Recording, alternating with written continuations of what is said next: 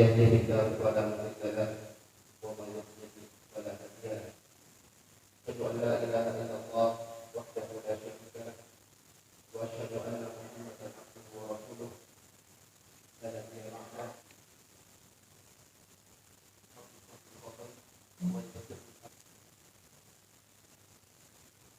قولي اللهم لا سهل إلا ما جعلته سهلا وأنت تجعل الحزن إذا شئت سهلا. Bapak Ibu jamaah subuh yang senantiasa dirahmati oleh Allah Subhanahu wa taala. Alhamdulillah, di subuh hari ini, di pagi hari ini Allah Subhanahu wa taala telah memberikan kesempatan kepada kita untuk kembali menunaikan salat subuh berjamaah. Dan salat subuh berjamaah ini adalah salat yang paling afdal di antara semua salat yang Allah Subhanahu wa taala perintahkan kepada kita di antara salat-salat wajib. Dan juga salat subuh ini Bapak Ibu sekalian dia masyhudah, disaksikan oleh malaikat-malaikat Allah Subhanahu wa taala.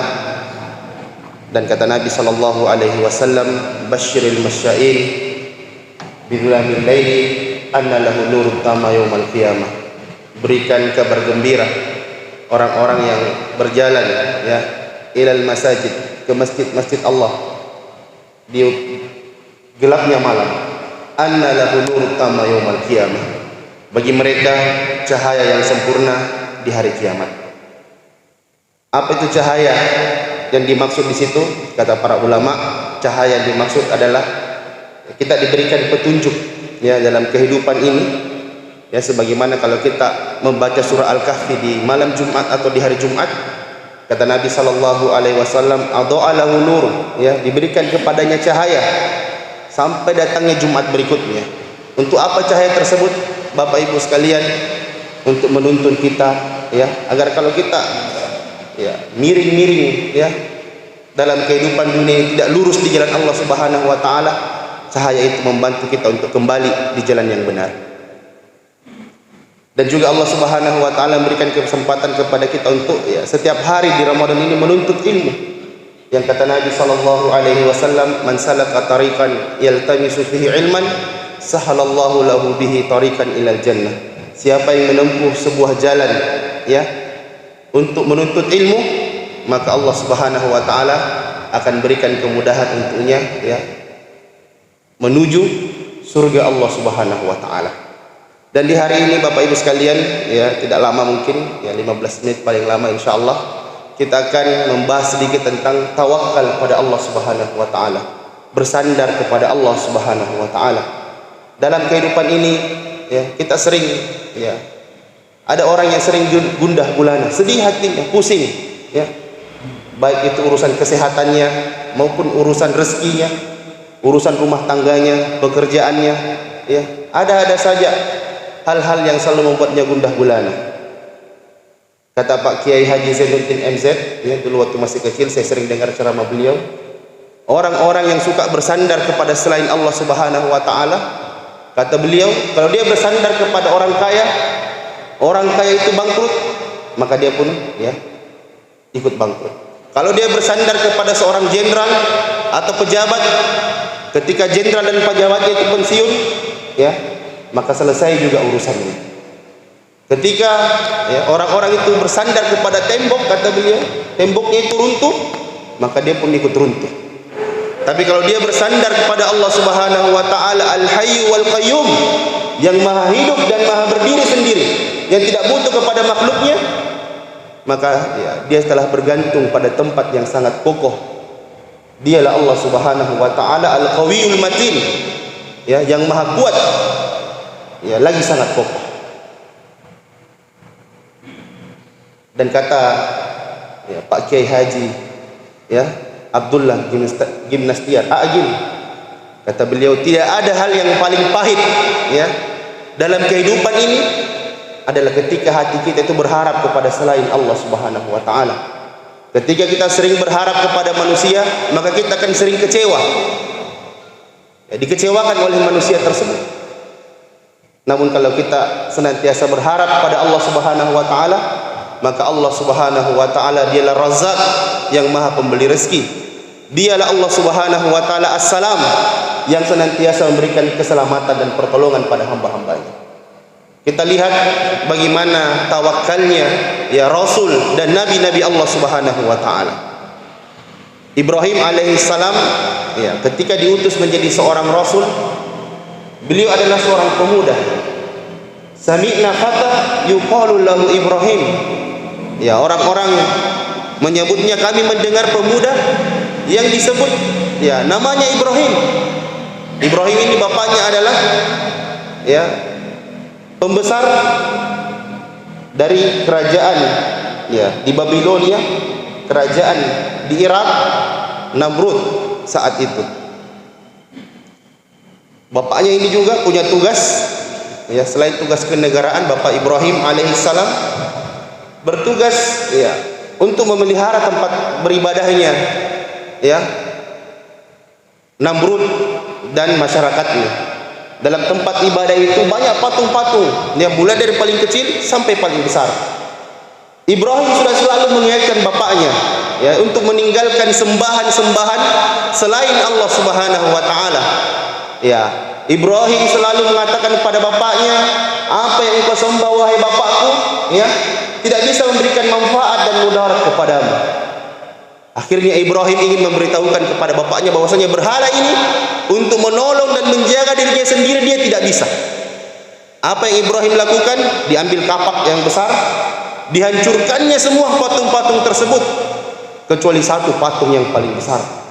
Kemudian kapak itu ya digantung di lehernya ya berhala-berhala sembahan-sembahan selain Allah Subhanahu wa taala ya, tadi yang paling besar digantungkan kapak di lehernya. Ibrahim memberitahu bahwasanya patung ini ya berhala yang kau sembah untuk jaga dirinya sendiri dia tidak bisa. Bagaimana kau menyembahnya? Ketika bapaknya dan kaumnya ingin beribadah, dilihatnya ya tempat ibadah itu begitu hancur. Maka semua mereka langsung terpikir tentang satu orang yang berbuat seperti ini, Ibrahim alaihissalam. Maka marahlah mereka. Dibuatkanlah bangunan yang besar terbuat dari kayu ya, dalam beberapa cerita-cerita Israeliat dikumpulkan kayu yang begitu banyak sampai apinya begitu besar untuk membakar Ibrahim. Kata Ibnu Katsir, kenapa ya Ibrahim ini ingin diazab dengan api yang begitu besar, padahal bisa saja diazab, disiksa dengan siksaan yang lebih cepat, dipenjara ataukah dibunuh langsung ya, atau dicambuk atau siksaan-siksaan yang lain. Tapi kata para ulama ya, salah satu tujuannya Namrud ingin memperlihatkan kekuasaannya atau mengazab orang dengan begitu keras kalau orang tidak taat kepadanya. Maka dibuatkanlah ya api yang begitu besar sampai disebutkan kalau ada burung yang lewat di atas api itu jatuh karena tersengat panasnya api tersebut. Setelah dibakar ya, kaumnya Nabi Ibrahim bingung bagaimana memasukkan Ibrahim ke dalam api tersebut. Kalau mendekat panas sekali karena apinya sangat besar. Maka dibuatkanlah ketapel yang besar, ketapel yang belas, alat pelontar yang besar agar Ibrahim bisa dilempar masuk ke dalam api tersebut. Ketika Ibrahim alaihissalam ya diikat tangannya dan dinaikkan di atas pelontar tadi ya, ketapel yang besar tadi itu untuk dilemparkan masuk ke dalam api ya, sampai disebutkan dalam beberapa riwayat Mikail ya malaikat yang ditugaskan oleh Allah Subhanahu wa taala untuk menurunkan hujan menunggu-nunggu perintah agar hujan turun memadamkan api tersebut. Jibril alaihissalam penduduk langit ya malaikat-malaikat Allah Subhanahu wa taala menyaksikan kalau saja Khalilur Rahman, Khalilullah, kekasihnya Allah Ibrahim alaihissalam akan dibakar. Ya. Maka datanglah Jibril alaihissalam kepada Ibrahim alaihissalam. Jibril menawarkan bantuan, ya. Jibril mengatakan, "Ya Ibrahim, halaka ilayya hajah." Wahai Ibrahim, apakah kau butuh pertolonganku? Kau ada keperluan dengan saya? Kata Ibrahim, ya. Ahada min Itu perintahnya Allah Subhanahu wa taala, dari sisinya Allah Subhanahu wa taala. Kata Ibrahim alaihissalam, kata Jibril alaihissalam, tidak. Ini inisiatif saya saja untuk menolongmu, membantumu, ya, agar kau tidak dibakar. Kata Ibrahim alaihissalam, amma anta fala. Adapun engkau wahai Jibril, saya tidak butuh. Amma Allah fana'am. Adapun Allah Subhanahu wa taala, iya, saya sangat butuh kepadanya. Ketika Ibrahim alaihissalam dilemparkan ke dalam api, sementara dalam perjalanan menuju api tersebut, Jibril ulurkan tangannya untuk menolong, ya, Ibrahim alaihissalam. Tapi ya, Ibrahim tidak mengulurkan tangannya dan mengatakan hasbi Allah, ya, cukuplah Allah Subhanahu wa taala bagiku. Maka Allah Subhanahu wa taala memberikan pertolongan kepada nabinya atau kepada orang-orang beriman ketika hatinya betul-betul murni, ia tidak bergantung selainnya. Allah Subhanahu wa taala berfirman kepada api, ya naru, wahai api, kuni bardan wa salaman ala Ibrahim. Wahai api, menjadi dinginlah dan keselamatan bagi Ibrahim. Ketika Ibrahim masuk ke dalam api tersebut, ya, dia kedinginan. Sampai orang-orang yang hadir kaget, kenapa ada orang dibakar ini kedinginan?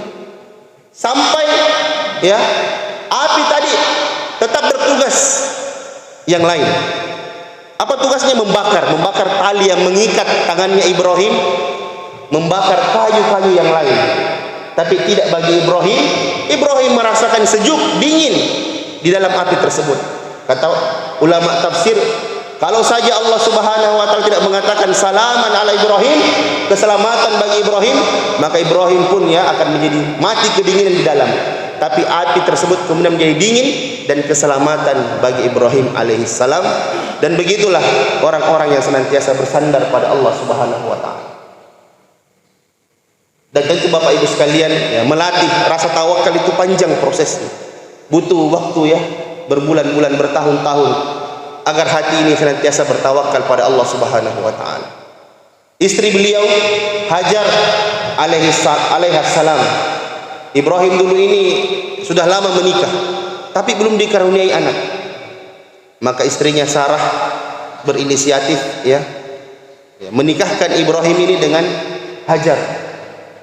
Akhirnya setelah menikah, ya, anak yang lama ditunggu-tunggu lahir, yang bernama Ismail alaihissalam. Ketika masih dalam susuan ibunya, ya, bahkan dalam beberapa riwayat masih merah, ya, Ismail ini, Allah Subhanahu wa taala perintahkan kepada Ibrahim untuk membawa anaknya ini dan istrinya ke Makkah. Saat itu belum ada Baitullah, karena nanti, ya, Ibrahim alaihissalam dan anaknya Ismail alaihissalam yang membangun Ka'bah. Itulah kalau kita pergi haji atau umrah, kita akan dapati di sana ada makam Ibrahim. Makam Ibrahim itu bukan makamnya Ibrahim, bukan kuburannya Ibrahim. Makam itu tempat berdirinya Ibrahim ketika Ibrahim membangun Ka'bah. Dibawalah anaknya dari Palestina menuju Makkah.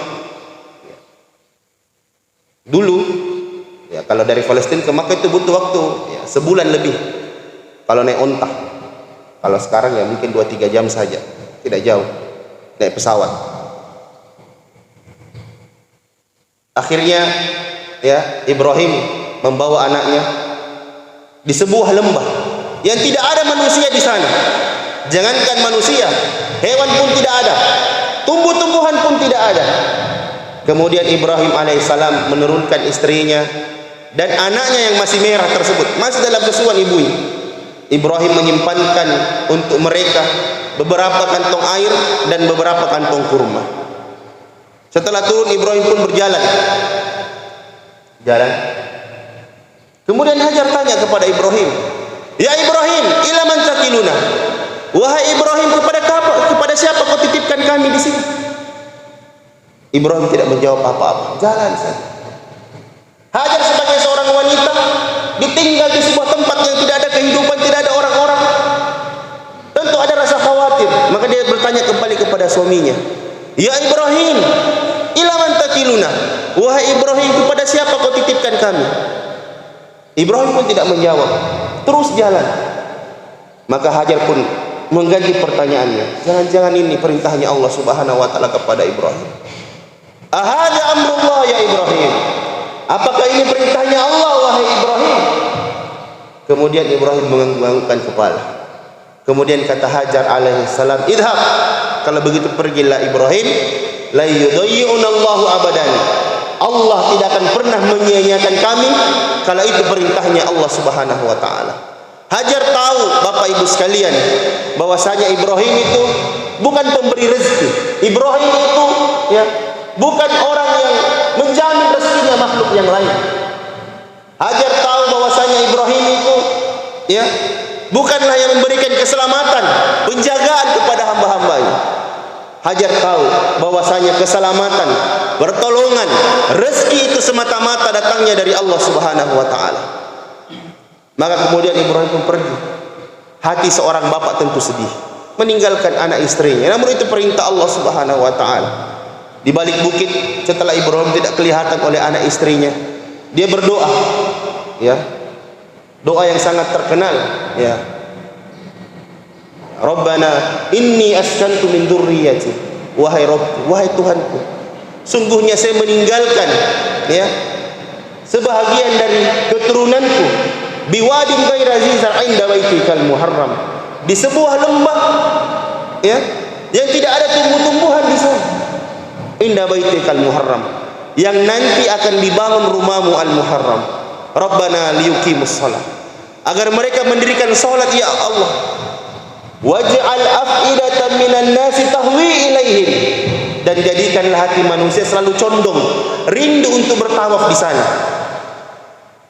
Inilah doa Bapak Ibu sekalian, orang-orang kalau sudah pernah umroh dan haji rindu untuk ke sana lagi. Rindu untuk ke sana lagi. Dia kena dengan doanya Ibrahim alaihissalam. Rindu untuk selalu ke sana, datang bertawaf ya di rumah Allah Subhanahu wa taala. Waj'al afidatan minan nasi tahwi ilaihi warzuqhum minas samarat la'allahum yashkurun, dan berikanlah kepada mereka buah-buahan yang banyak agar mereka bersyukur. Kita berpikir bagaimana bisa banyak buah-buahan di sana sementara tandus. Namun sejak berpuluh-puluh tahun, beratus-ratus tahun yang lalu Bapak Ibu sekalian, ya buah-buahan di sana begitu banyak. Kalau hari ini kita pergi sana, itu toko-toko di sana, ya supermarket jual buah-buahan yang begitu bagus kualitasnya dan begitu segar, besar-besar lagi, ya enak dipandang mata. Itulah doanya orang-orang soleh, dan begitulah kesudahan orang-orang yang senantiasa bertawakal pada Allah Subhanahu wa taala. Dan yang terakhir adalah kisah dari Musa alaihi salam. Musa alaihi salam Bapak Ibu sekalian, ya, dia adalah seorang Rasul Allah Subhanahu wa taala yang diutus untuk berdakwah kepada Fir'aun. Idhab ila fir'auna innahu tagha. Ya, wahai Musa, pergilah kepada Fir'aun, dia sudah melampaui batas, kata Allah Subhanahu wa taala. Bagaimana melampaui batasnya ini Musa? Melampaui batasnya Fir'aun, ya, dia mengatakan ana rabbukumul a'la, saya ini Tuhannya kalian yang paling tinggi. Ya, dia mendeklarasikan dirinya bahwasanya dia adalah Tuhan selain Allah Subhanahu wa taala. Maka pergilah Musa alaihissalam bersama dengan saudaranya, kakaknya Harun alaihissalam, berdakwah kepada Fir'aun. Ya, tentu dakwanya ditolak. Kemudian ya, karena sudah berpuluh-puluh tahun berdakwah, sulit ya untuk mendapatkan ya kemudahan dan keringanan beribadah dalam negeri yang dipimpin oleh Fir'aun, Mesir saat itu. Maka Ibrahim bersama dengan kaumnya bersepakat untuk ya keluar dari Mesir di tengah malam. Di tengah malam tersebut keluarlah Bani Israel bersama dengan Musa alaihissalam. Di tengah jalan sampai berita ke telinga Fir'aun bahwasanya Musa dan Bani Israel dan kaumnya pengikutnya lari keluar dari Mesir. Maka Fir'aun pun mengatakan kepada jenderalnya, panglimanya, siapkan kereta, pasukan kejar mereka. Kita kejar mereka. Jangan sampai mereka lolos. Pokoknya kalau didapat, selesaikan mereka semua. Ketika berjalan, ya, Bani Israel ini berjalan menuju lautan. Mereka tahu di sana ada kapal yang besar, biasanya mengangkut orang untuk, ya, pergi dari Mesir atau meninggalkan Mesir ke negeri yang lain. Sesampainya di sana, ya, mereka tidak mendapatkan kapal tersebut, tidak ada perahu juga. Falammal taqa jam'an, ya, ketika mereka balik melihat ke atas bukit, dia lihat bahwasanya Fir'aun dan tentaranya sudah dekat. Ini ashabu Musa, sahabat-sahabatnya Musa dan kaumnya, ya, sudah dumba-dumba. Hatinya, jantungnya ini sudah mau copot. Mereka sudah mulai putus asa dan mereka mengatakan kepada Musa, inna lamudrakun. Tidak apa begini Musa, selesai. Kita pasti dapat oleh Fir'aun dan selesailah urusan kita hari ini. Pasti kita mati semua. Tapi lihatlah hatinya Musa alaihi salam, hati yang senantiasa terpaut bergantung pada Allah Subhanahu wa taala. Dia mengatakan, kalla, tidak, sekali-sekali tidak. Inna ma'iya rabbi, sungguhnya saya bersama dengan Tuhan saya yahdin. Dia Allah Subhanahu wa taala pasti beri petunjuk. Di dalam, ya, situasi yang begitu genting, berhadapan dengan maut, mundur, balik, kematian, terus juga mati karena lautan. Tapi di saat seperti itu pun hatinya Musa tidak ragu dan terus yakin, ya, bahwasanya Allah Subhanahu wa taala pasti menolongnya. Maka Allah Subhanahu wa taala memerintahkan Musa alaihi salam untuk memukulkan tongkatnya kepada lautan, fanfaqah, maka terbelahlah lautan itu. Kemudian Musa alaihi salam bersama dengan kaumnya, dengan sahabat-sahabatnya, yang mendapatkan jalan keluar dari Allah Subhanahu wa taala. Dan begitulah kesudahan bagi orang-orang yang senantiasa menggantungkan hatinya kepada Allah Subhanahu wa taala, kehidupannya pada Allah Subhanahu wa taala. Innallaha yuhibbul mutawakkilin. Sungguhnya Allah sangat cinta pada orang yang senantiasa menggantungkan kehidupannya ini kepada Allah Subhanahu wa taala. Mulai hari ini Bapak Ibu sekalian, ya, segala urusan kita diserahkan pada Allah Subhanahu wa taala. Bahkan dalam zikir-zikir pagi yang sangat dianjurkan oleh Nabi sallallahu alaihi wasallam, atau zikir sore, zikir petang, ada sebuah zikir yang sangat dianjurkan selalu kita baca di pagi dan sore. Kata Nabi sallallahu alaihi wasallam, ya, siapa yang membaca doa ini maka Allah senantiasa mencukupi dia dan Allah Subhanahu wa taala akan senantiasa memberikan pertolongan kepadanya. Ya Hayyu ya Qayyum bi rahmatika astaghits aslih li sya'ni kullahu wa la takilni ila nafsi tarfat ain. Wahai yang maha hidup dan maha bersih, berdiri sendiri, bi rahmatika astaghits, dengan rahmatmu saya senantiasa, ya, mohon pertolongan. Aslih li sya'ni kullahu, perbaikilah segala urusanku ya Allah. Wala takilni ila nafsi tarfat ain, dan jangan pernah menyerahkan diriku sendiri ini pada diriku sekejap mata pun. Kenapa Bapak Ibu sekalian? Karena kita ini lemah, ya. Ada orang sakit kepala saja dia sudah susah bangun, sakit gigi saja dia sudah meronta-ronta. Ya, betapa lemahnya kita. Wa khuliqal insana dha'ifah, dan kita diciptakan ini, manusia diciptakan itu dengan, ya, lemah, ya, banyak keluh kesahnya. Maka dia senantiasa butuh pada Allah Subhanahu wa taala. Tentang kesehatan kita serahkan pada Allah Subhanahu wa taala sepenuhnya. Tentang rezeki kita serahkan pada Allah sepenuhnya. Apa tugas kita? Tugas kita hanya berusaha, ya. Karena tawakal itu beda dengan usaha. Tawakal itu Bapak Ibu sekalian, berserah diri pada Allah, itu ibadah hati, itu urusan hati. Adapun bekerja itu adalah ikhtiar, usaha kita. Maka tugas kita sempurnakan, ya, ikhtiar itu, sempurnakan usaha-usaha kita. Adapun semua hasilnya diserahkan pada Allah Subhanahu wa taala. Dan insya Allah Allah senantiasa menolong hambanya yang senantiasa bergantung padanya dan tidak bergantung pada selain Allah Subhanahu wa taala. Dan saya, ya, beristighfar pada Allah Subhanahu wa taala atas segala kekurangan, dan saya juga mohon ampun pada Allah Subhanahu wa taala jikalau ada kesalahan dalam penyampaian ini. Jikalau ada kebenaran tentu datangnya dari Allah Subhanahu wa taala, dan jikalau ada kesalahan, ya, tentu datangnya dari diri kami pribadi dan waswas syaitan. Subhanakallah wa bihamdik, asyhadu an la ilaha illa anta, astaghfiruka wa atubu ilaik.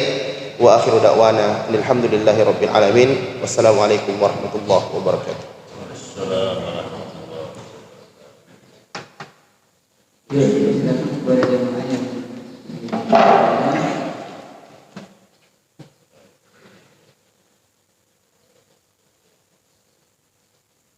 pertanyaannya ya. Fa idza azamta fatawakkal 'ala Allah. Kalau kalian telah bertekad dalam sebuah urusan, ya maka tawakkal 'ala Allah, maka serahkan urusan itu kepada Allah Subhanahu wa taala. Sampai mana? Ya. Ya, ikhtiar itu yang harus dilakukan. Ya, pernah ada seorang ulama juga bertanya kepada syekhnya. Syekh, ya, ada sebuah ayat dalam Al-Qur'an kata Allah Subhanahu wa taala, "Fattaqullaha mastata'tum." Bertakwalah kepada Allah sesuai dengan kesanggupanmu. Bagaimana maksudnya ayat ini? Kemudian Syekh tadi mengatakan kepada muridnya, ya, kau lari keliling lapangan ini, ya, berapa kali? Dia lari keliling. Setelah lari keliling berapa putaran dia tak, sudah. Kata Syekh, lari lagi. Dia lari lagi. Sudah capek sekali. Kata Syekh, lari lagi. Setelah dia lari pingsan. Setelah pingsan disadarkan sama Syekh. Bangun. Dia bangun. Kemudian bilang tadi, capek sekali Syekh. Dia bilang, Syekh, itulah maksud ayat fattaqullaha mastata'tum, bertakwalah kepada Allah sesuai kesanggupanmu. Maksudnya sampai kau benar-benar tidak mampu lagi, baru kemudian ya kamu bersedar diri kepada Allah Subhanahu wa taala. Tapi dalam konteks ibadah.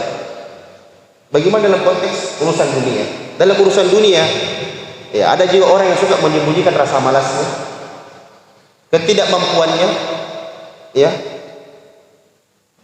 di balik kata tawakal itu. Dia malas sebenarnya, tidak mau bekerja, tidak mau usaha.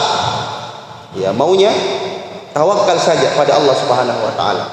Ya, tokonya dibuka saja, disapu pun tidak, banyak laba-labanya. Ya, orang yang seperti ini dia tidak menyempurnakan itu ikhtiarnya.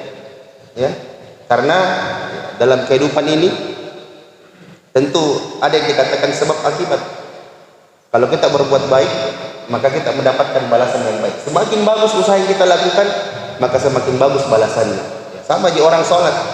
Ada orang sholat kata Nabi Shallallahu Alaihi Wasallam, ada yang dapat pahala 1/2 sholatnya, ada yang dapat 1/3, ada yang dapat 1/5, ada yang dapat 1/10, ada yang tidak dapat pahala dari sholatnya.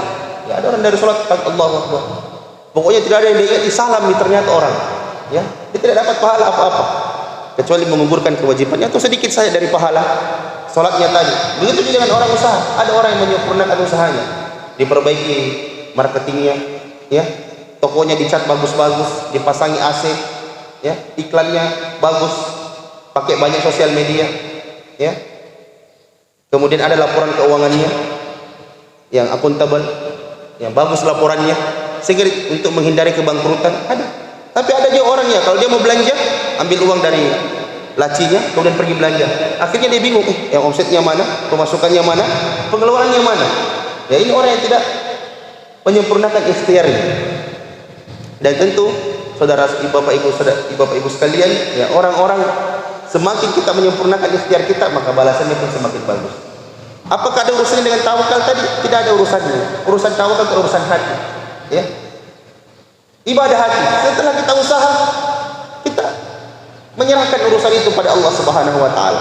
Tapi ada juga orang yang biasa-biasa, ya, biasa-biasa saja usahanya, tapi bisnisnya itu bagus, usahanya itu bagus. Kata Allah Subhanahu wa taala, ya, tentang urusan rezeki ini, famshu fi manakibiha wa kulu min rizki. Adapun urusan dunia ini kau berjalan saja, kata Allah Subhanahu wa taala, cari rezekinya Allah. Kalau dalam, ya, ibadah salat Jumat, salat ibadah yang lain, fas'au ila dzikrillah, bersegera untuk datang beribadah kepada Allah, mengingat Allah Subhanahu wa taala. Kemudian Allah bilang dalam ayat, fafirru ilallah, berlarilah kalian pada Allah Subhanahu wa taala. Kenapa urusan dunia ini? Urusan dunia ini, ya, banyak orang juga karena terlalu menyempurnakan itu ikhtiarnya, akhirnya dia lelah, capek dalam usaha ini. Padahal, ya, dunia ini tugas kita sempurnakan, urusan itu serahkan pada Allah Subhanahu wa taala. Jangan dunia ini terlalu menggelisahkan kita. Tapi jangan juga, ya, ada juga orang selalu bilang, tidak apa-apa miskin, yang penting bahagia. Itu juga tidak bagus. Lebih bagus kaya tapi dia bahagia. Ya. Ada juga orang biasa bilang, biar miskin yang penting masuk surga. Kalau kaya masuk surga itu jauh lebih bagus. Ya, jangan sampai ada orang bilang dia sebenarnya tidak mampu, malas. Tapi dia bilang ya, saya ini biar miskin yang penting bahagia. Kalau begitu kita doakan dia supaya dia miskin terus dan dia semakin bahagia. Karena dia selalu bilang kalau kita miskin kita bahagia juga. Padahal mungkin saja dia tidak ingin menyempurnakan usahanya, tidak menyempurnakan tawakalnya. Kalau kita sudah sempurnakan usaha itu, perbaiki perdagangan kita, ya, perbaiki semua yang perlu diperbaiki, ikhtiar disempurnakan, kemudian serahkan urusan kita pada Allah Subhanahu wa taala, maka pasti Allah Subhanahu wa taala berikan yang baik. Tidak mungkin orang yang bersungguh-sungguh Allah tidak berikan jalan, ya. Man jahada fina lanahtadiyanna subulana. Siapa yang sungguh-sungguh, pasti kami beri petunjuk, kami beri jalan. Apapun yang kita inginkan pada hari ini, ya, banyak juga orang yang hari ini dia gagal dalam kehidupannya, mau kesehatannya, rumah tangganya, ya, ekonominya. Kenapa? Dia sering bilang dalam hatinya seperti tadi. Dia bilang, kalau saya, ya, biar sedikit uang bahagia juga. Padahal sebenarnya, ya, kalau banyak uang bisa juga orang bahagia. Atau kadang dia foto makanannya, ya, pernah saya dapati teman dia foto ubi yang dia sedang bakar. Ini bukan merendahkan orang-orang miskin, tidak, ini motivasi agar mereka bersungguh-sungguh dalam kehidupan. Dia bilang, mana orang kaya bisa makan ubi bakar? Kalau ubi bakar itu gampang sekali, tinggal beli dan dibakar. Tapi kamu, ya, mau tinggal di rumah atau ya mau bangun masjid yang mewah, tidak ada yang bisa diinfakkan. Atau dia bilang biar sedikit, yang penting ikhlas. Banyak tapi ikhlas itu jauh lebih bagus. Ya, tapi kalau dia sudah ikhlas itu sudah bagus. Tapi kalau banyak dia sumbangkan, ikhlas itu jauh lebih bagus. Dia bilang, saya biar naik motor bahagia. Kalau kau juga naik mobil bisa juga bahagia, ya. Karena kebahagiaan itu memang bukan miliknya orang miskin dan orang kaya. Tapi Bapak Ibu sekalian, pikiran-pikiran seperti itu, mindset seperti itu bikin orang tidak maju. Ada juga orang bilang uang itu banyak setannya. Uang itu tidak banyak setannya. Yang ada setannya itu adalah diri kita sendiri. Ingin menuruti bujukan setan tersebut. Wala tattabi khutuwati syaitan. Jangan kalian ikuti langkah-langkahnya syaitan. Uang itu tidak ada, uang itu seperti pisau. Ya, bisa kita gunakan untuk kupas buah, ya, potong ikan kah, potong ayam, atau ya ada orang menggunakan untuk mengancam manusia, membunuh manusia. Begitu juga uang, bisa diinfakkan di masjid, dikasih orang tua, dikasih anak istri, ya, bisa diinfakkan pada anak yatim, pakai naik haji dan umrah, ya, pakai kebaikan.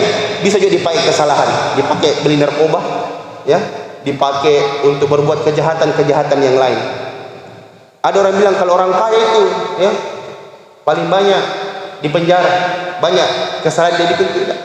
Banyak juga orang miskin dalam penjara, ya, banyak. Bahkan orang-orang yang mencuri, merampok hari ini, ya, berbuat kerusakan adalah mereka yang mohon maaf tidak punya uang. Maka ya kaum muslimin, ya, dia harus menyempurnakan itu ikhtiarnya. Keluar pagi-pagi, ya, perbaiki usahanya, buka tokonya. Kalau tidak ada toko, minta petunjuk pada Allah Subhanahu wa taala. Kenapa manusia hari ini kadang begitu susah cari rezeki? Dia lupa selalu minta tolong Allah.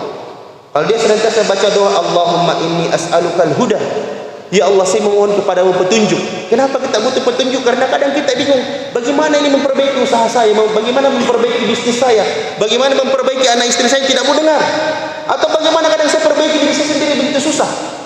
Maka minta petunjuk. Allahumma inni as'alukal huda, ya Allah, beri saya petunjuk. Bagaimana usaha saya ini bagus, bagaimana saya mulai usaha, bagaimana saya perbaiki pekerjaan saya. Wattaqa, berikan saya ketakwaan ya Allah. Wal afafa, berikan saya penjagaan. Wal ghina, dan berikan saya kekayaan. Banyak orang kalau dia bilang, bagaimana caranya berdoa itu bisa Allah kasih kaya? Bisa. Itu tadi, ya, nabi-nabi Allah. Hati jadi dingin, lautan terbelah. Ya, innama amru ilallah. Itu sungguhnya suatu urusan di sisi Allah. Idza arada syai'an, kalau Allah inginkan sesuatu, Allah bilang kun, jadi, maka jadilah dia. Tapi hati kita selalu bercampur keraguan-raguan. Sama berdoa, ada orang berdoa, kenapa saya berdoa kenapa dikabulkan? Dia suka ragu-ragu. Bilang, ya Allah, utangku 7 miliar, bayarkan. Bagaimana caranya ya Allah? Ya, tidak usah pusingkan caranya, minta ya Allah, lunaskan utang. Nanti Allah kasih jalan, kasih petunjuk. Ya Allah, tokoku sepi, kasih ramai. Jadi bagaimana caranya ini? Nanti Allah beri petunjuk, minta saja dengan penuh keyakinan. Kata Nabi SAW, "Ud'u Allah wa antum 'alal yaqin istijabalah." Berdoalah kepada Allah dan engkau penuh keyakinan, Allah kabulkan doamu. Ada orang ragu-ragu. Bahkan kalau dia berdoa matanya belok-belok. Kita yang sering sholat di masjid, kita sering dapat orang itu berdoa begini, ya Allah. Kita lewat depannya begini juga matanya. Ya, kanan kiri. Memang Allah mengabulkan doanya, main-main dia berdoa. Kalau dia berdoa harus sungguh-sungguh. Ya, begitu kira-kira. Allahu a'lam. Assalamualaikum warahmatullahi wabarakatuh. Waalaikumsalam warahmatullahi wabarakatuh. Terima kasih atas kesempatan yang diberikan. Ya, kalau dilihat dari pembahasan ini sangat menarik tentang tawakal. Saya pernah mendengar bahwa usaha itu tidak ada hubungannya dengan hasil. Ada usahanya orang yang biasa-biasa saja, Iya. tapi hasilnya bagus. Ada orang usahanya luar biasa, praktis tapi biasa saja. Terus sebenarnya yang bagaimana penjelasan ini Ustaz? Justru karena itulah saya kadang berusaha itu biasa-biasa saja, sehingga kerja itu ya Ustaz, kira-kira ada untuk perkara muslim ini saya lihat kayaknya seharusnya kita seorang muslim itu lebih bagus daripada yang lain. Kira-kira apa yang nasihatnya kepada kita ini muslim, terutama pemuda-pemuda muslim ini, agar bisa kita sekerjaan ini meningkat, paling tidak akun ini powerful seperti itu. Assalamualaikum warahmatullahi wabarakatuh. Biasa kita mendengarkan perkataan, ya, usaha itu tidak berhubungan dengan hasil. Itulah sebagian para ulama mengatakan likulli makan maqal, wa likulli maqal makan. Setiap ucapan itu ada tempatnya, ya, dan setiap tempat itu ada ucapannya. Ya. Kadang apa yang disampaikan oleh seorang ustadz, seorang kiai, beda yang ditangkap oleh jamaah. Kadang yang saya pahami, bapak pahami itu beda, penangkapannya berbeda. Karena orang-orang itu menangkap sesuatu berdasarkan juga dengan pemahamannya. Ya. Kalau saya pribadi, ya, yang namanya usaha itu, ikhtiar itu adalah sesuatu hal yang memang harus diusahakan. Tapi dia tidak boleh menjadi beban dalam perasaan kita. Itu yang dimaksud yang tadi saya sampaikan. Ada orang yang kalau dia usaha, dia berkeyakinan bahwasanya ikhtiarnya inilah yang menyebabkan dia kaya. Padahal sebenarnya tidak. Ikhtiar ini adalah sekedar usaha saja. Adapun rezeki itu memang dari Allah Subhanahu wa taala. Sebagaimana kita ini, ya, sudah ditentukan yang mana penduduk surga dan mana penduduk neraka. Tapi kita tidak tahu kita ini penduduk surga atau penduduk neraka. Apa yang kita lakukan? Kita cuma berusaha bagaimana kita jalannya ini penduduk surga. Seperti dia usaha tadi, kita sudah tahu kalau mau sukses dia harus rajin, dia harus kreatif, ya, dia harus senantiasa, ya, ini bentuk ikhtiar, ya, dia bergaul dengan banyak orang, ya, itu jalan-jalan untuk menuju kesuksesan. Tapi ada juga orang yang tidak mau jalannya itu. Bagaimana dia mau sampai? Dia mau ke sentral, tapi dia naik, ya, PT-PT pergi sungguh minasa, dia tidak akan sampai. Kalau dia jalannya maka dia akan sampai. Begitu juga ke surga Allah Subhanahu wa taala. Kalau orang mau surga sudah terang jalannya. Salat 5 waktu, dia beriman pada Allah. Salat 5 waktu, ya, puasa Ramadan, bayar zakat, dan jelas jalannya berbuat baik sama orang tua, ya, zikir, ya, baca Quran, sedekah, dan jalannya itu sudah jelas. Ini jalan surga. Jalan surga juga sudah jelas. Tapi kenapa ada orang bilang ikhtiar itu tidak ada hubungannya dengan rezeki? Memang tidak ada hubungannya. Kenapa tidak ada hubungannya? Ya, karena orang bilang, ya, saya ini usaha sudah setengah mati, tapi ya rezeki saya seperti ini. Ya. Kenapa kok seperti itu rezekimu? Ya, karena tadi keyakinannya itu tadi. Dia berkeyakinan, ya, biar saya tidak usaha. Ya. Biar saya usaha, kalau saya memang ditakdirkan miskin, ya miskin. Padahal dia belum punya usaha. Ya, Nabi Shallallahu Alaihi Wasallam juga perang. Ya, seandainya Nabi Shallallahu Alaihi Wasallam tidak berperang, ya, mungkin Islam tidak sampai pada dengan kita hari ini. Itu ikhtiarnya Nabi berperang. Tapi apakah setiap perang harus menang? Tidak. Nabi juga pernah kalah berperang. Tapi yang penting kita sudah berusaha. Yang penting kita sudah menyempurnakan usaha kita. Dan semakin bagus usaha kita. Nabi kalau mau pergi perang, Nabi juga pakai baju besi. Menyiapkan ikhtiar manusiawi. Ya. Nabi juga asah pedangnya. Nabi siapkan pasukan, dilatih juga itu sahabat-sahabatnya berperang. Bagaimana pegang pedang, bagaimana memanah, bagaimana menombak, ya, bagaimana bertahan ketika berperang, dilatih oleh panglima perangnya. Begitu juga usaha kita. Tapi apakah setiap usaha itu harus memang setiap perang itu setelah bagus persiapan kita menang? Semakin bagus persiapan, semakin bagus itu kemungkinan besarnya untuk menang itu semakin besar. Begitu juga bisnis usaha kita, pekerjaan kita, semakin bagus persiapannya, maka keberhasilan itu semakin mungkin kita peroleh. Ya, kadang-kadang mungkin sesekali kita gagal. Ya, itu tujuannya untuk apa? Wa balawnahum bil hasanati was sayyi'at la'allahum yarji'un. Kadang kami uji itu manusia sesekali dengan kebaikan dan keburukan agar dia kembali pada Allah Subhanahu wa taala. Ya, tapi ada juga satu pemikiran Bapak Ibu sekalian yang selalu saya bilang sama teman-teman saya. Ada orang bilang seperti ini. Ya, kalau kita bertakwa pada Allah, kita akan senantiasa diuji. Tapi ujian yang diminta pada Allah itu adalah ujian siksa, sakit, menderita, kekurangan harta. Itu ujian, tidak mesti miskin. Kaya ujian tidak? Kaya ujian atau bukan? Ujian. Kita mau pilih diuji dengan kekayaan atau kemiskinan? Ya, ada orang biar mesti diuji dengan kemiskinan, tidak sanggup Kak. Ya. Saya pribadi sanggup diuji dengan kekayaan. Ya, saya lebih pilih diuji dengan kekayaan. Kesehatan dan sakit ujian tidak? Sakit ujian. Kayo sehat ujian tidak? Iya. Ditanya juga tentang kesehatan nanti di hari kiamat. Tapi ada orang pilih, iya, biar saya sakit-sakit. Kalau kau diuji sakit, itu memang ujian. Sehat juga itu ujian. Ya maka kita pilih kesehatan, diuji dengan kesehatan. Janganlah ya Allah. Ada hadis teman saya bilang seperti itu. Ad-dunya sijnul mu'min wa jannatun lil kafir. Dunia ini, hadisnya sahih. Dunia ini penjara bagi orang-orang beriman dan surga bagi orang-orang kafir. Kebebasan bagi orang-orang kafir. Lah memang di dunia ini kita memang di penjara. Yang dimaksud itu penjara adalah batasan-batasan Allah. Hukum halal haram. Bukan kita disiksa di dunia ini, tidak. Ya Allah tidak ingin menyiksa hambanya. Allah inginkan kemudahan bagi kita. Yuridullahu bikumul yusra wa la yuridu bikumul usra. Allah inginkan kemudahan untuk kalian. Allah tidak inginkan kesusahan untuk kalian. Tapi ada orang bilang, sok pahlawan saya ini ya banyak nih, sudah melalui banyak ujian. Ujian apa? Kalau bikin usaha berdarah-darah, lelah, letih. Padahal ya, kau jual santai-santai itu ujian. Nanti Allah tanya, kau santai-santai, ada orang santai-santai dia kaya, ada orang miskin, ya ada orang kerja keras tidak kaya. Kenapa? Itu kembali kepada pemikirannya. Kalau dia senantiasa bergantung pada Allah, berharap pada Allah, dan dia benar-benar menyempurnakan usahanya, pasti dia kaya, pasti itu berhasil. Tapi banyak orang pikirannya begitu, biar miskin yang penting bahagia, kaya tapi bahagia lebih bagus. Ya, dia bilang, saya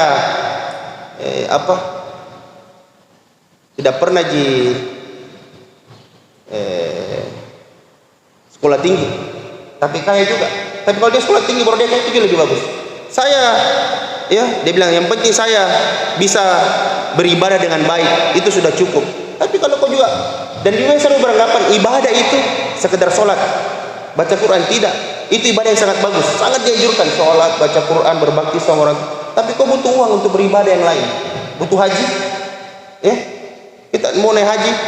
Saya kemarin mau daftarkan ibu saya haji, mau pergi haji lagi. Saya telepon teman saya, berapa biaya haji berangkat tahun ini? Dia bilang $22.000. Dia bilang kalau kita ya karena teman 20.000 saja. 20.000 kali 14.000, 280 juta. 12 ya kayak Ya. Nah, kalau 14.500 berarti 290 juta. Belum punya lain-lain, ya. Kemarin bulan lalu. Kalau di Ujas tuh cuma 19.000. Oh, 19.000. Iya, nanti. Langsung berangkat itu. Langsung berangkat. Oh iya, alhamdulillah. Saya di situ. Oh iya, alhamdulillah. Ya, kemarin saya pergi umroh bawa teman-teman kita, ya. Karena kita tidak ikut kelompok lain, kita ya mau jalan karena sesuai dengan ada urusan-urusan kita bilang kita tidak ikut kelompoknya, kita cuma ikut kita mau pergi setelah selesai urusan kita berangkat bayar mahal 19.000 kan 14.000 275 juta ya. Jadi kita butuh uang untuk pergi haji umroh. Sampai sana telepon lagi orang tua, dek beli nggak di sana emas lah, ya uang lagi ya. Tapi kalau kita kasih orang tua kita dia bahagia, itu amal soleh ya. Dan salah satu amalan yang sangat ditekankan dalam Al-Quran berbakti sama orang tua. Ya, dia bilang, saya mamaku biar digonceng motor bahagia aja. Kalau mama tak naik mobil, insya Allah lebih bahagia. Insya Allah dia lebih bahagia. Ya, jangan selalu berpikir biar miskin yang penting bahagia. Kaya tapi bahagia. Ada orang bilang nanti itu orang kaya lama hisabnya di padang mahsyar. Ini banyak, tidak lama. Kata Allah, Innallaha sari'ul hisab. Allah sangat cepat hisabnya. Ya. Tidak susah juga tanya, itu hartamu yang dulu saya kasih kau 100 miliar, kau pakai apa? Oh ya Allah, saya bangunkan rumah yang bagus untuk orang tuaku, untuk istriku, ya anakku saya ke sekolah bagus-bagus. Itu masjid dekat rumahku, pokoknya tegelnya semua, bangunannya, AC-nya, listriknya saya tanggung. Itu Ustaz kalau ceramah setiap malam saya kasih transportnya. Dia bilang pokoknya saya semua. Itu tetanggaku saya perbaiki semua, rumahnya yang bocor-bocor, ya. Kalau setiap hari Jumat saya kasih orang makan banyak, itu pahala tidak? Pahala, ya. Tapi, ya ada orang yang bilang saya tidak mampu, bukan tidak mampu, dia belum menyempurnakan itu ikhtiarnya dan tawakalnya pada Allah Subhanahu Wa Taala. Semakin sempurna ikhtiar kita, semakin bagus tawakal kita, pasti itu bagus kehidupan kita, ya. Hal yang paling penting dalam kehidupan ini minta petunjuk selalu pada Allah. Saya petunjuk ya Allah, ya. Saya selalu berdoa ya Allah, saya mau pergi haji, saya mau pergi umroh selalu. Saya Pak tidak pernah tidak umroh. Pokoknya kalau buka setiap tahun sekali, 2 kali saya pergi umroh. Tidak pernah tidak. Kalau buka musim haji, saya pasti pergi selalu. Kenapa? Karena ya Allah kalau kasih rezeki. Saya bilang pasti Allah mudahkan. Tidak mungkin dunia ini Bapak Ibu sekalian tidak ada harganya di sisi Allah. Sering kita dengar, ya, dunia ini tidak lebih berharga dari seperti sehelai sayap nyamuk. Saking tidak ada harganya itu pada Allah Subhanahu Wa Taala. Allah mau kasih orang itu tidak berkurang kekayaannya Allah. Pernah dalam sebuah hadis Nabi sallallahu alaihi wasallam, hadis qudsi, kata Allah Subhanahu wa taala, "Law ijtama'", kalau berkumpul semua, ya, al-insu wal jin, manusia dan jin di sebuah lembah. Awaluhu wa akhiruhu, pertama dan terakhir, semua jin dan manusia. Ya. Wa huwa fi sa'alatin wahidah, dan mereka semua satu kali ini berdoa. Semua berdoa kepada Allah Subhanahu wa taala. Dia minta semua keinginannya. Ya Allah, saya mau mobil, saya mau rumah, saya mau pesawat, saya mau pergi haji, saya mau uang 100 triliun. Semua manusia, semua jin pertama itu minta kepada Allah. Satu kali minta semuanya bersamaan, dan Allah kasih semua. Ya, kata Allah, "Mana qasami mulki syai'ah", tidak berkurang sedikit pun dari kerajaanku. Illa, kecuali seperti kata Nabi dalam hadis qudsi, kata Allah, diambil jarum, kemudian diletakkan, dicelupkan dalam sebuah lautan samudra yang luas, ditarik itu jarum, bila yang lengket di jarum itu, itulah yang berkurang dari kerajaan. Ada tidak yang berkurang? Tidak ada. Jadi kalau minta kepada Allah, jangan minta sedikit. Biar motor beatmu ya Allah. Ya Allah, mercy. Ya, minta. Ya Allah, saya mau pergi haji. Haji sekarang Sulawesi Selatan itu yang 38 sampai 40 tahun. Umur saya sekarang 33 tahun. Kalau saya daftar 40 tahun, nanti 73 tahun. Mati tak mungkin. Ya, baru berangkat. Tapi kalau banyak uang, gampang. Saya pergi umrah berapa?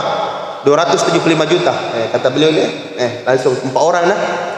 Langsung berapa? 950 juta. Tidak ada masalah. Kenapa? Allah itu kaya sekali. Saya pernah nonton sebuah video Bapak Ibu sekalian tentang besarnya ini bumi. Benda yang paling kecil sampai benda yang paling besar. Ya, mulai dari mikroba, bakteri, ya kuman-kuman itu kecil, sampai gedung yang paling tinggi di dunia ini ya Burj Khalifa. Ya, dari hewan-hewan, mulai dari kerbau, kambing, ayam, kambing, besar semua. Sampai bumi ini. Bumi ini keluar, ya, banyak planet-planet yang lebih besar daripada bumi. Dari planet-planet ini matahari jauh lebih besar. Dari matahari itu kita keluar di ya galaksi alam semesta ini. Banyak, sampai bumi dan matahari tidak ada apa-apanya, kecil sekali. Ya. Dan itu semua miliknya Allah Subhanahu wa taala. Allah kalau mau kasih kaya kita gampang, minta saja. Sempurnakan ikhtiar, minta selalu. Dan jangan pernah ragu kalau minta pada Allah. Ya Allah, mau pergi haji. Tapi 275 juta. Ragu bisa deh. Bagaimana Allah mau kasih? Ya. Akhirnya Allah Subhanahu wa taala ya tidak pernah beri, karena Allah Subhanahu wa taala suka memberi itu orang yang yakin. Ya, ketika perang Badar, Nabi berdoa, angkat tangannya tinggi begini. Sampai situ selendangnya Nabi jatuh. Ya. Nabi mengatakan pada Allah Subhanahu wa taala, "Ya Rabb, ya. Ya. Ya, janjimu yang pernah engkau bilang kepada saya Allah, tepati untuk menolong kami." Kenapa? Itu orang-orang munafik ketika mau keluar perang Badar, sebenarnya bukan perang.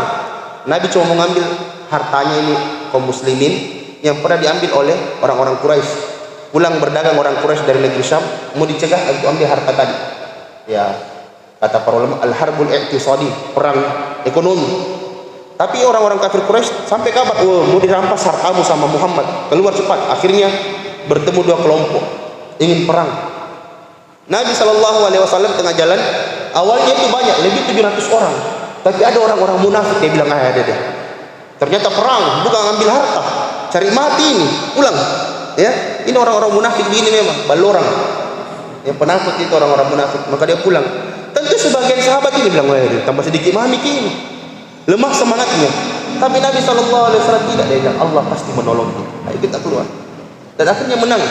Kenapa? Ya disempurnakan itu ikhtiar dan selalu bergantung pada Allah Subhanahu wa taala. Jangan suka ragu-ragu. Dia bilang kalau saya pergi kerja bagaimana mau naik gajiku ini? Ya.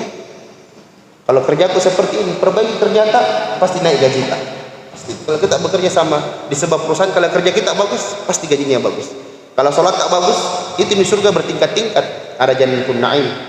Ya, ada ada surga Firdaus. Ya, dan surga Jannatul Ma'wah, ada surga Ma'wah namanya, ya.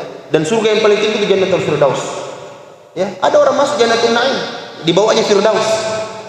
Ya, ada dia juga masuk Ma'wah, dibawanya juga Naim. Kenapa Bapak Ibu sekalian?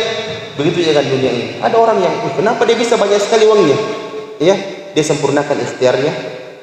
Bagaimana kalau kita sempurnakan ikhtiar? Itu orang-orang kafir, dia sempurnakan ikhtiarnya dan dia kaya. Bagaimana kalau kita orang-orang beriman, kita sempurnakan ikhtiar kita dengan bagus dan tawakal pada Allah, maka tentu kita akan lebih kaya, lebih sukses insya Allah. Ada bilang, itu sebenarnya istidraj.